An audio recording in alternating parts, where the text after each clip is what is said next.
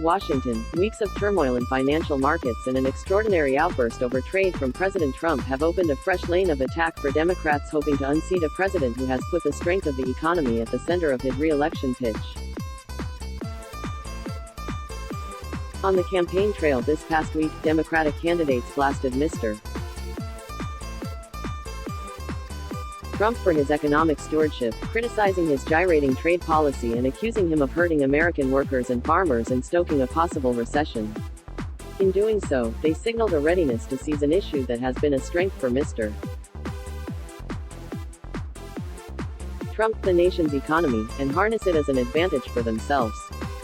That strategy appeared to gain potency on Friday when the president attacked his own Federal Reserve chairman, escalated hostilities with China over tariffs and demanded that American companies stop doing business with the Chinese.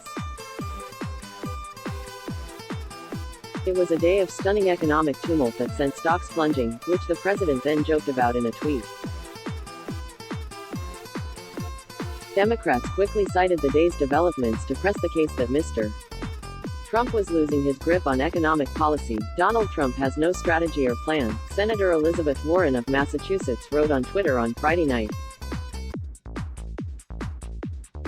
His reckless actions drove his own companies into bankruptcy. Now they threaten the global economy and increase the risk of a recession that will hit working families hardest. Campaigning in New Hampshire on Saturday, former Vice President Joseph R. Biden Jr. said the trade war with China was blowing up. He portrayed the administration as falling apart on the economy, and pointed to economic warning signs in the bond market and manufacturing. The simple truth is President Trump is in trouble and he knows it, Mr. Biden added. Until this month, Democratic candidates had taken a more calibrated approach to talking about the economy. They have asked voters to look past the data points that Mr. Trump has touted, benchmarks like the lowest unemployment rate in 50 years and a surging stock market, and have pushed the argument that working-class Americans were not benefiting despite the positive signs. Candidates proposing ambitious change, like Ms. Warren and Senator Bernie Sanders of Vermont, have focused on structural inequalities and framed their positions in terms of fairness and dignity, rather than raw economic indicators. Image, I think the economy is in a very risky place right now, and every day that goes by, Donald Trump makes it worse, Ms. Warren said last weekend. Credit Philip Chung for the New York Times. Sign up for our politics newsletter and join the conversation around the 2020 presidential race. They were also prioritizing other issues while hammering Mr. Trump for his divisive policies and personality. Democrats unveiled plans to combat white supremacy and hate crimes in the wake of a mass shooting in El Paso, to reduce the greenhouse gas emissions driving climate change, to improve mental health care in America and to help Native American tribes. Mr. Trump has regularly taken to Twitter to proclaim the economy under his administration as the greatest. While economic data show the economy is slowing down, it is still growing. Average wages are growing faster under Mr. Trump than they did under President Barack Obama. Polls have consistently shown voters rate Mr. Trump's performance on economic issues higher than they rate his performance overall. But this month, the bond market signaled a possible recession through what is called a yield curve inversion, and stock markets have churned over the turmoil with China, prompting Mr. Trump to raise, then quickly drop, ideas for additional tax cuts to stimulate growth. While the election is still more than 14 months away, these developments suggest that the overall direction of the economy could become more of a liability for Mr. Trump. Polling for the New York Times by the online research firm SurveyMonkey this month found that nearly 3 in 5 Americans, and 7 in 10 independents, are worried about the national economy, regardless of how their personal finances are faring. I think the economy is in a very risky place right now, and every day that goes by, Donald Trump makes it worse. Ms. Warren said last weekend in South Carolina. He makes it worse with his unpredictability. There are a lot of danger signs right now in this economy, and I'm very worried, she added. The Trump campaign said Democrats were trying to frighten voters with warnings about the economy. President Trump's policies, including the most aggressive deregulatory agenda ever and the Trump tax cuts, have boosted paychecks, strengthened our labor market, and provided over 1 million more jobs than job seekers, Erin Perrine, a spokeswoman for the Trump campaign, said in a statement. The entire field of socialist Democrats are rooting for a recession, and their ridiculously price-tagged policies would certainly tank our booming economy, even before Mr. Trump's stream of invective against China on Friday. A few Democratic contenders were beginning to make a shift toward a more robust discussion of the economy. Ms. Warren released a plan last month warning that recession threats were building. Former Representative John Delaney of Maryland announced a renewed focus on the economy this past week, citing damage from the trade war with China. Senator Michael Bennet of Colorado released an economic plan on Wednesday that included measures to automatically boost safety net spending in times of a downturn. I would say that the president's trade war has had a tremendous effect on creating the sense that there's a recession around the corner. Mr. Bennet said in an interview. Credit Ben Margot, Associated Press. Leading candidates such as Ms. Warren, Mr. Sanders and Mr. Biden face challenges in deciding how much to focus on immediate economic threats.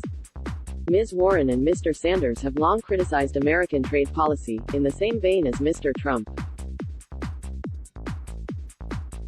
Every top candidate is proposing tax increases, which could be difficult to push through Congress in a time of contracting growth, to fund expanded government programs like universal health care and free college tuition. There are also tensions over what strategy to adopt. Some Democrats believe their best arguments to win the White House next year would be to focus on Mr. Trump's temperament and divisiveness, and on issues like race and immigration, in hopes of winning key swing voters like suburban white women. Mr. Trump has accused Democrats of trying to will the economy to be bad so that they could gain an advantage in the 2020 election. But Democrats were measured in how they responded. I don't really see it as political. Senator Amy Klobuchar of Minnesota said. I'm worried about those workers out there, and people that may be losing their jobs if there's a downturn. Here's the latest data on who's leading the race to be the Democratic nominee. Democratic contenders have been more aggressive in accusing Mr. Trump of undermining growth, particularly with his trade policies, than in proposing plans to revive it should a recession hit. Few candidates have thus far proposed spending increases, tax cuts or other measures designed as immediate economic stimulus. Senator Kamala Harris of California has built her economic platform around a middle-class tax cut that could deliver an immediate jolt to consumer spending. Mr. Bennet proposes expanding so-called automatic stabilizers that deliver federal aid to struggling Americans when the economy worsens, including sending money directly to individuals when unemployment rises substantially. Ms. Warren has a series of plans addressing aspects of the economy, including a broad economic platform that calls for an aggressive intervention in markets to help American workers. Her plan on averting a recession lays out a series of steps to shore up the economy, such as reducing household debt, monitoring corporate lending and improving the manufacturing sector.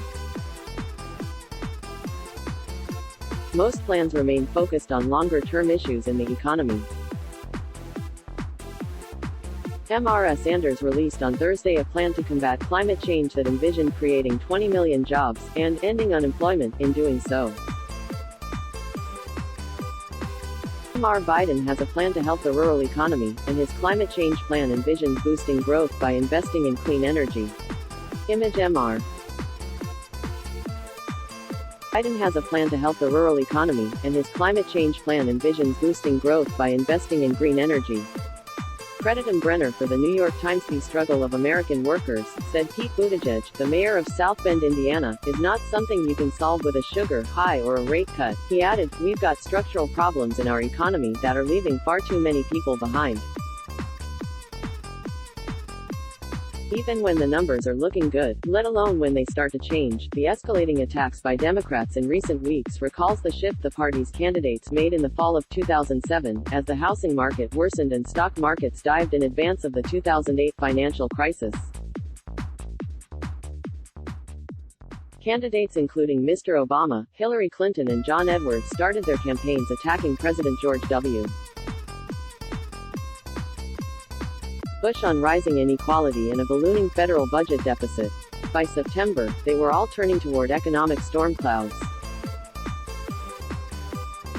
Mr. Obama gave a speech at the NASDAQ in which outlined a series of structural reforms meant to lift workers and to reduce the odds of a future financial crisis.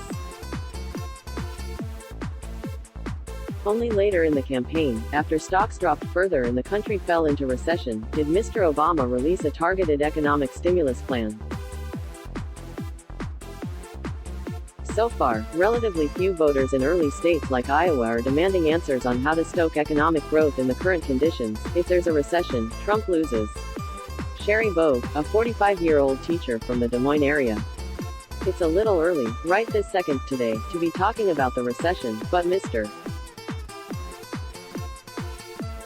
Bennett suggested the time for a full-fledged debate on the economy may come sooner rather than later. I would say that the president's trade war has had a tremendous effect on creating the sense that there's a recession around the corner. Mr. Bennett said in an interview, "I don't have a crystal ball, but I think it's more likely than not that we will be having that conversation a few months from now." Let's block ads.